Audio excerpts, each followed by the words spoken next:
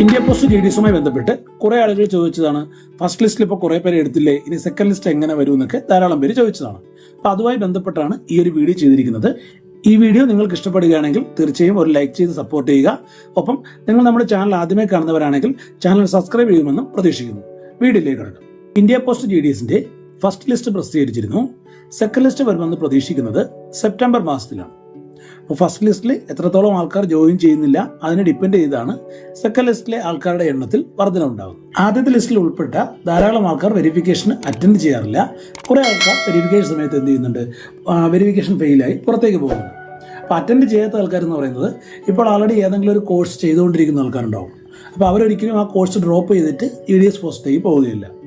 വെരിഫിക്കേഷന് drop ആവുന്ന ആൾക്കാരെന്ന് പറയുന്നത് മെയിനായും first community certificate, non criminal certificate, EWS certificate. ഈ 3 സർട്ടിഫിക്കറ്റുകളും വെരിഫിക്കേഷൻ സമയത്ത് ഹാജരാക്കാത്തവർ വെരിഫിക്കേഷന് പുറത്തു പോകാറുണ്ട്. രണ്ടാമത്തേത്, അപേക്ഷ അയച്ച സമയത്ത് SLC ക്വാളിഫിക്കേഷനിലെ മാർക്ക് എൻട്രിയിൽ എന്തെങ്കിലും മിസ്റ്റേക്കുകൾ വരുന്നവരെയും വെരിഫിക്കേഷൻ സമയത്ത് പുറത്താക്കാറുണ്ട്. ഏറ്റവും കൂടുതൽ ആൾക്കാർ പുറത്താക്കപ്പെടുന്നത് EWS-ന്റെ കാര്യത്തിലാണ്, അതായത് എക്കണോമിക്കലി വീക്കർ സെക്ഷൻ. EWS കാറ്റഗറിയിൽ അപേക്ഷിച്ച മിക്കവരും വില്ലേജ് ഓഫീസിൽ നിന്നുള്ള VWS സർട്ടിഫിക്കറ്റ് കയ്യിലുള്ളത് കൊണ്ടാണ് EWS വെച്ച് അപേക്ഷിച്ചിരിക്കുന്നത്. എന്നാൽ തഹസീൽദാറിൽ നിന്നുള്ള EWS സർട്ടിഫിക്കറ്റ് ആണ് ഇന്ത്യ പോസ്റ്റ് GDS-നായി വെരിഫിക്കേഷൻ നൽകേണ്ടത്. വില്ലേജ് ഓഫീസർ നൽകുന്ന EWS സർട്ടിഫിക്കറ്റിനും തഹസീൽദാർ നൽകുന്ന EWS സർട്ടിഫിക്കറ്റിനും രണ്ടും 2 മാനദണ്ഡങ്ങളുണ്ട്. അതുകൊണ്ട് തന്നെ തഹസീൽദാറിൽ നിന്നും EWS സർട്ടിഫിക്കറ്റ് കിട്ടുക എന്നുള്ള കാര്യം പാടാണ്.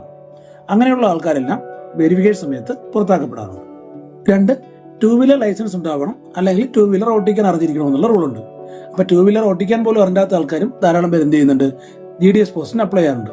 അങ്ങനെയുള്ള ആൾക്കാരും വെരിഫിക്കേഷന് അറ്റൻഡ് ചെയ്യാറില്ല. പിന്നെ കുറെ ആളുകൾ വെരിഫിക്കേഷൻ എല്ലാം കഴിഞ്ഞ് ജോലിയിൽ പ്രവേശിച്ചതിന് ശേഷം സാലറി കുറവ് അങ്ങനെയുള്ള മറ്റു കാരണങ്ങൾ കാരണം അവരെന്ത് ചെയ്യുന്നുണ്ട്, ജോലിയിൽ നിന്നും വിരമിക്കാറുണ്ട്. അപ്പോൾ ഇങ്ങനെ ഉണ്ടാകുന്ന എല്ലാ വേക്കൻസികളും നികത്തുന്നത് ഇനിയുള്ള ആൾക്കാരിൽ നിന്നാണ്, അതായത് ലിസ്റ്റിൽ പുറകോട്ട് നിൽക്കുന്ന ആൾക്കാരിൽ നിന്നാണ്. ഡിസംബർ അവസാനം വരെ വരുന്ന എല്ലാ വേക്കൻസികളും ഫില്ല് ചെയ്യുന്നത് ഇപ്പോൾ വന്നിരിക്കുന്ന ഈ നോട്ടിഫിക്കേഷൻ നിന്നാണ്. എന്നാൽ ഡിസംബർ കഴിഞ്ഞ് വരുന്ന വേക്കൻസികൾ അടുത്ത GDS-ന്റെ നോട്ടിഫിക്കേഷനായി മാറ്റിവെക്കുന്നു. ലിസ്റ്റിൽ ആദ്യം വരുന്നതിന് 3 കാരണങ്ങളാണ്.